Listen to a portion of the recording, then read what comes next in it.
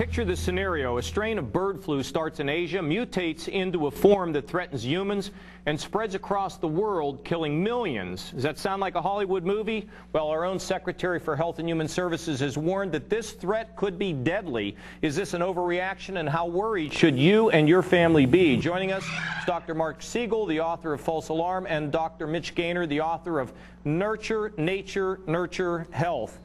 Dr. Gaynor, let's start with you. In fact, I want to get both of your view. How serious is this? I think it's serious. The CDC estimates, actually, that if this pandemic were to hit the United States, that 15 to 35% of the population would be affected, and there could be anywhere from 90,000 to 200,000 deaths. You compare that with the 1918 pandemic, which was also an avian flu that allowed and mutated so there could be human-human transmission. There were 500,000 deaths in the United States and 50 million worldwide, so the possibility is there.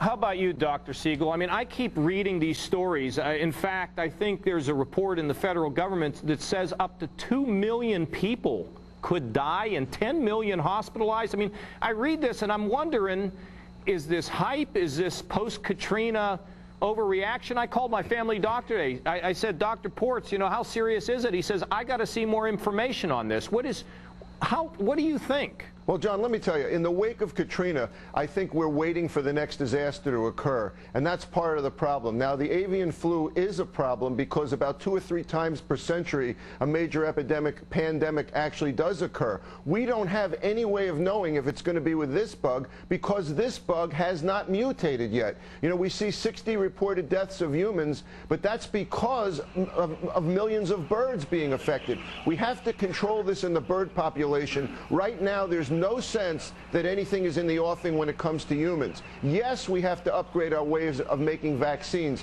Yes, we have to prepare a better disaster management plan. But there's no sense that this is about to happen to us. And so we're sending the wrong signal to the public if we give them the sense that something is in the offing here. All right. Now, Dr. Siegel, you say not much chance. Dr. Gaynor says this could be deadly serious. I mean, you know, what are we supposed to do? We're not doctors. So how do we prepare for this? Well, it's not that I think there's not much chance. I think we don't know what chance there is. A lot of bad things can happen in this world. The key here is that no mutation has occurred. What this is putting a spotlight... In other words, when you say no mutation, in other words, there's nothing that appears as though it's going from human to human. Is that... Exactly, John. Right now, that is not occurring. You know, there's about 5 mutations that actually have to occur to this particular avian bug before it could go human to human on a regular basis.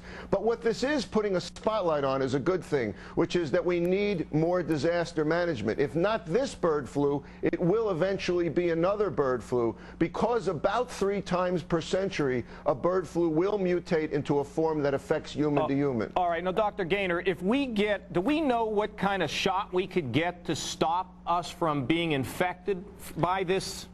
Well, that's a good question, and we don't know exactly because we don't know exactly how it's going to mutate.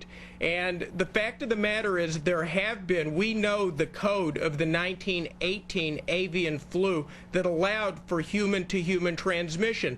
5 of the 10 mutations have already occurred in the current avian flu that allowed that to happen. We don't know when the other 5 are going to happen or even if they will happen, but the fact of the matter is there has been some evidence in Vietnam that there was a human-to-human transmission, so it's something that we absolutely need to work on, better vaccine production, and the most important thing is international cooperation so we can isolate cases immediately. I think international cooperation is probably going to be the most important thing in stopping this. Dr. Siegel, you know, they say with vaccines, you know, we've driven the pharmaceutical firms out of this business. One, they don't make any money, and secondly, they get sued. How serious is that problem? That problem is huge, John. In fact, vaccine makers don't like making vaccines for that reason. That's why we only have 2 or 3 in the country that actually make flu vaccine every year. The government clearly has to step up their involvement, as they've started to do, in vaccine manufacture. We need to go to genetic engineering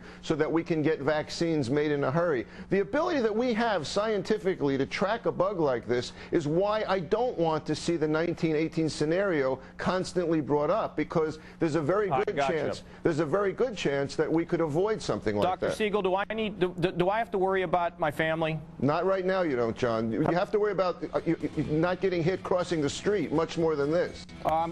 Well, I'm glad to hear that. Doctors, thank you. We're probably going to have you back. Thank you very much.